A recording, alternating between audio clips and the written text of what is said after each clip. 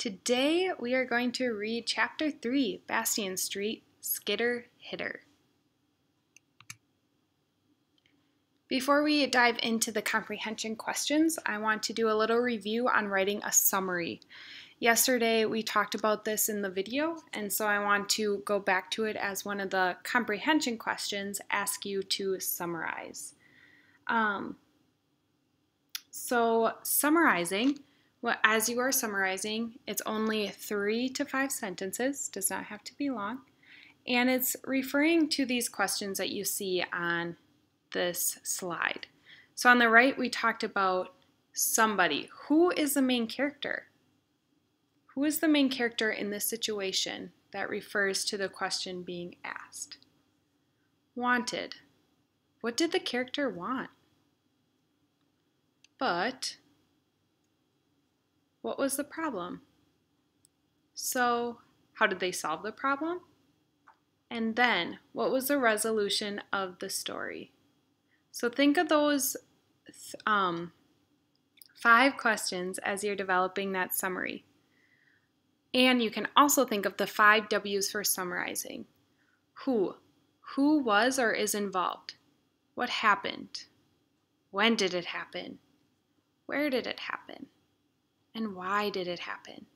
So as you're reviewing that question, make sure you have those these questions, the 5 W's or the chart on the right, going through your mind to help you develop your response. These are the comprehension questions for Chapter 3. Number 1, explain how Marcus is able to draw on Stevie's clothes without him knowing. Number 2, list at least 2 ways that Marcus and his friends bully and torment Stevie. Torment means to cause pain or to torture someone. So only list 2 ways, at least 2 ways, that Marcus and his friends bully and torment Stevie. Number 3, summarize how Marcus and his friends finally offer Stevie freedom. So summarize, this is the question I was talking about. Make sure you refer back to this and think about those 5 W's or those other 5 questions while you're answering this question. So who was involved? What happened? When did it happen? Where did it happen? And why did it happen? As you're answering number 3, summarize how Marcus and his friends finally offer Stevie freedom. And remember, you only need 3 to 5 sentences to answer that summary, or to summarize that question. Number 4, who is modeling violent actions at home for Marcus? And number 5, state the cause of Santy's death. How did Santy die?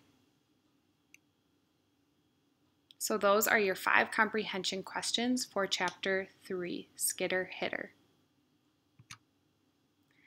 Now I want to take a moment to talk about inferencing and to review what you watched in the video yesterday.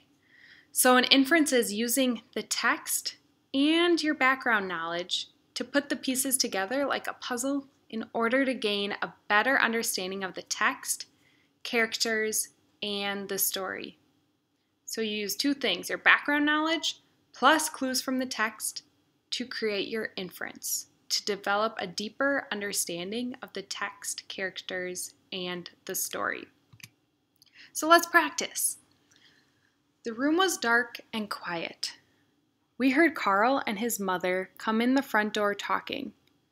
I heard 2 girls in the corner giggle nervously. Another girl told them to be quiet. I hid behind the table where the cake and presents were set out. The tension in the room grew as we waited for them to open the door. Where am I? Where do you think this person is in this little paragraph? Are they playing hide and seek? Are they at a surprise birthday party? Or a movie theater? So the room was dark and quiet goes with all those 3 options. We heard Carl and his mother come in the front door talking. So I'm inferring that it's either playing hide and seek, coming through the front door of a house maybe, or B, surprise birthday party. I heard two girls in the corner giggle nervously. So they're either playing hide and seek or at a surprise birthday party. There's two girls in the corner giggling nervously. Another girl told them to be quiet. I hid behind the table where the cake and presents were set out. The tension in the room grew as we waited for them to open the door. So as they were hiding behind the table where the cake and presents were set out, I was inferring that maybe they were more at a surprise birthday party because there were cakes and presents.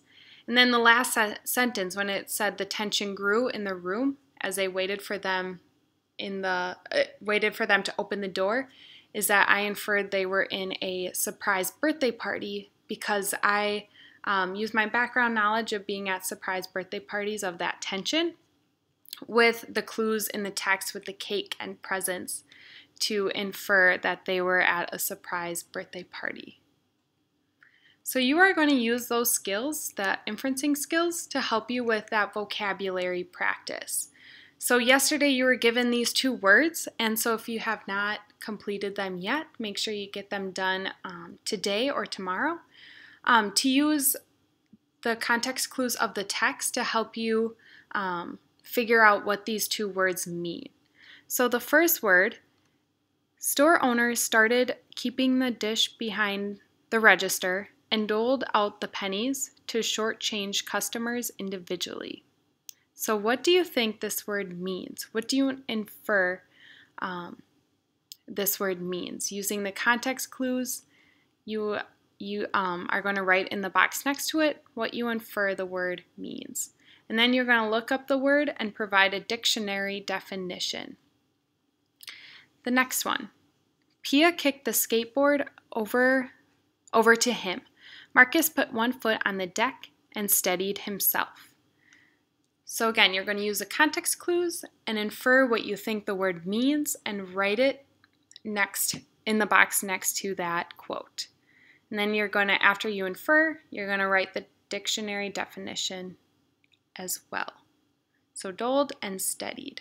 What do you infer these words mean with those in that context clues? If you have any questions, please let us know and enjoy. I hope you enjoyed chapter 3.